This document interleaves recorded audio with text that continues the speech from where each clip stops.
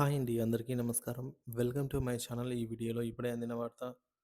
ప్రభుత్వ ఉద్యోగులు మరియు పెన్షనర్లకు భారీ శుభవార్త. జనవరి 2005లో పీఆర్సీపై ప్రకటన. పూర్తి తాజా సమాచారాన్ని ఈ వీడియోలో తెలుసుకుందాము. వీడియోని అయితే ఎక్కడికైనా స్కిప్ చేయకుండా ఎండ్ వరకు చూడండి. అప్పుడే ఇన్ఫర్మేషన్ పూర్తిగా అర్థమవుతుంది. వీడియో చూస్తున్న ప్రతి ఒక్కరు వీడియోకి లైక్ చేయండి ఫ్రెండ్స్. ఈ వీడియోని తోటి ఉద్యోగ పెన్షనర్ మిత్రులతో అయితే షేర్ చేయండి. కొత్తగా మన ఛానల్ చూస్తున్నవారు ఇంకా సబ్స్క్రైబ్ చేసుకోకుంటే వెంటనే మన ఛానల్ని సబ్స్క్రైబ్ చేసుకోండి. దీని ద్వారా నేను చేసే లేటెస్ట్ వీడియోస్ అన్నీ మీ వరకు రీచ్ అవుతాయి. ఇక ఆలస్యం చేయకుండా వివరాల్లోకి అయితే వెళ్ళిపోదాం. ఫ్రెండ్స్, ఇక విషయానికి వచ్చినట్లయితే ఉద్యోగుల సమస్యల పరిష్కారం కోసం నిరీక్షణ కీలక అంశాలు. రాష్ట్ర వ్యాప్తంగా లక్షలాది మంది ఉద్యోగులు తమ సమస్యల త్వరగా పరిష్కారం కావాలని ఎదురు చూస్తున్నారు. వెలుగు దినపత్రికలో ఈ అంశం ప్రత్యేక కథనాన్ని ప్రచురించడం జరిగింది. ముఖ్యంగా పెండింగ్లో ఉన్న 4 డిఏలు, జీవో నెంబర్ 117 రద్దు, సిపిఎస్ రద్దు, పీఆర్సీ నివేదికలు, అలాగే రిటైర్డ్ ఉద్యోగుల బెనిఫిట్స్ వంటి అంశాలు ఉద్యోగులను తీవ్రంగా వేధిస్తున్నాయి. పెండింగ్ సమస్యలు వివరణ. డిఏలు ప్రస్తుతం 4 డిఏలు పెండింగ్లో ఉన్నాయి. ఇది రాష్ట్ర చరిత్రలోనే తొలిసారి. డిఏలు అమల్లో జాప్యం కారణంగా ఉద్యోగులు ఆర్థికంగా ఇబ్బందులు ఎదుర్కొంటున్నారు. జీవో నెంబర్ 317 రద్దు. పలువురు ఉద్యోగులకు తగిన ప్రాధాన్యత లభించలేకపోతోంది ఈ జీవో రద్దు వల్ల. ఈ జీవో వల్ల. ఈ జీవో నంబర్ 317 రద్దు చేయాలని ఉద్యోగ సంఘాలు పట్టుబడుతున్నాయి. మూడవది సిపిఎస్ రద్దు. ఈ కాంట్రిబ్యూటరీ పెన్షన్ స్కీమ్ రద్దు ఉద్యోగుల ప్రధాన డిమాండ్ అండి. ఈ అంశంపై ప్రభుత్వం స్పందన లేకపోవడం ఉద్యోగుల్లో తీవ్ర నిరాశను కలిగిస్తోంది. నాలుగోది పీఆర్సీ పే రివిజన్ కమిషన్.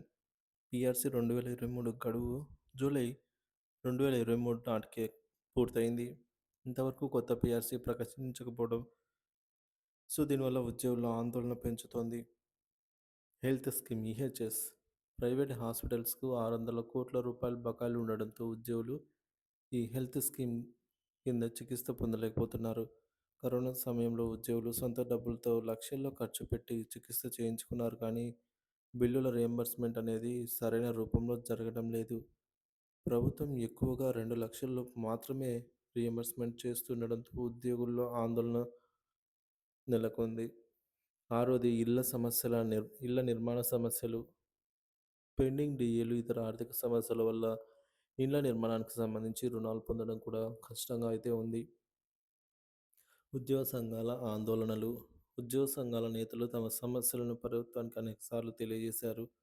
జిల్లాలోని ఉద్యోగులు పై అధికారులపై ఒత్తిడి పెంచుతున్న మంత్రులు, ఉన్నతాధికారులు పలుమార్లు కలిసిన సమస్యలు చర్చించారు. ఉద్యోగ సంఘాలు, ఉపాధ్యాయ సంఘాలు ఐక్యంగా ఉద్యమాలు చేయాల్సిన పరిస్థితి ఎదుర్కొంటున్నాయి. ప్రస్తుతం రాష్ట్ర పరిస్థితి. ఆర్థిక సమస్యలు. రుణమాఫీతో సుమారు 20,000 కోట్ల రూపాయలు ఖర్చు చేయడం వల్ల ప్రభుత్వం ఇతర సమస్యలను పెండింగ్లో ఉంచినట్టు తెలుస్తోంది. ఈ కారణంగా ఉద్యోగులకు సంబంధించి చెల్లింపులు పెండింగ్ డిమాండ్లు అమల్లో జాప్యం చోటు చేసుకుంటోంది. రెండవది క్యాడర్ స్ట్రెంత్ సమస్యలు.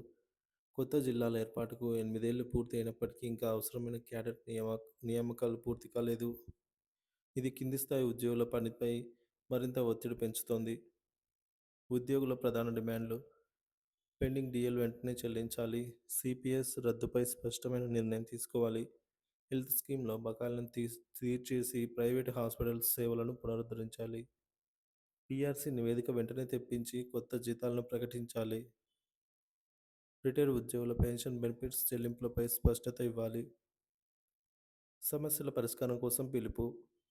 ఉద్యోగులు, ఉపాధ్యాయులు మరియు రిటైర్డ్ ఉద్యోగులు ఇప్పుడు ఐక్యంగా ప్రభుత్వంపై ఒత్తిడి తేవాలని నిర్ణయించుకున్నారు.